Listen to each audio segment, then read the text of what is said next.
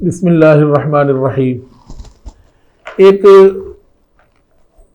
आजकल एक बड़ा मसला मशहूर हो रहा है और वो है कि मोबाइल पर कुरान पाक का पढ़ना कैसा है।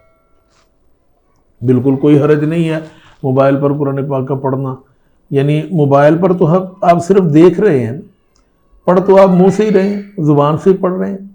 इसलिए ये कोई ऐसी बात नहीं है।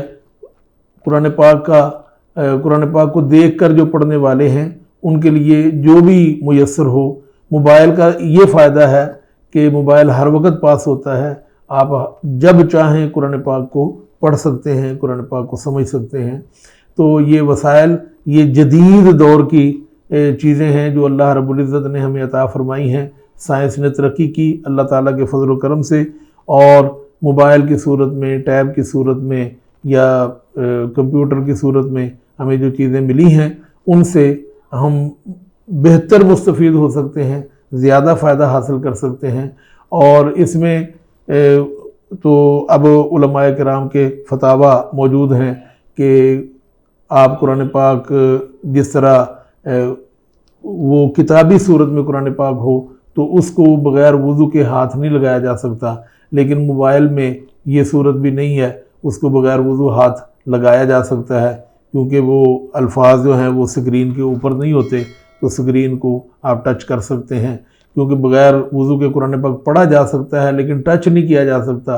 मोबाइल में ये फ़ायदा भी आपको मिल गया कि आप बग़ैर वुज़ू के आप पढ़ रहे थे, कोई भूल गए, आप उसको देख सकते हैं, उसको पढ़ सकते हैं, उसको समझ सकते हैं।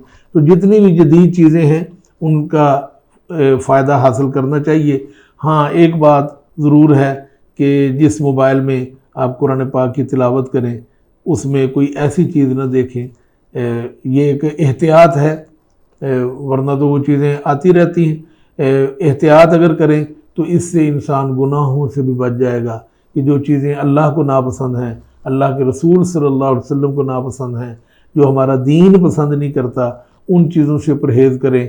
जिस तरह आदमी वुज़ू में हो तो गाली नहीं निकालता, कोई बुरी बात मुंह से नहीं निकालता कि कहीं वुज़ू ना टूट जाए। तो इसी तरह जिस मोबाइल में आप कुरान पाक पढ़ने की आदत डाल लेंगे उससे, उसके बुराइयों से इंशाअल्लाह आप ज़रूर बच जाएंगे।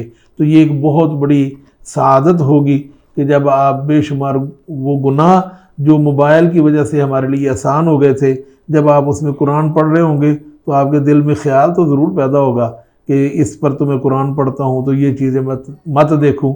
तो इस तरह आप बेशुमार गुनाहों से भी बच सकते हैं। तो मोबाइल पर कुरान पाक पढ़ना जायज़ है और इसमें किसी किस्म का कोई हरज नहीं है।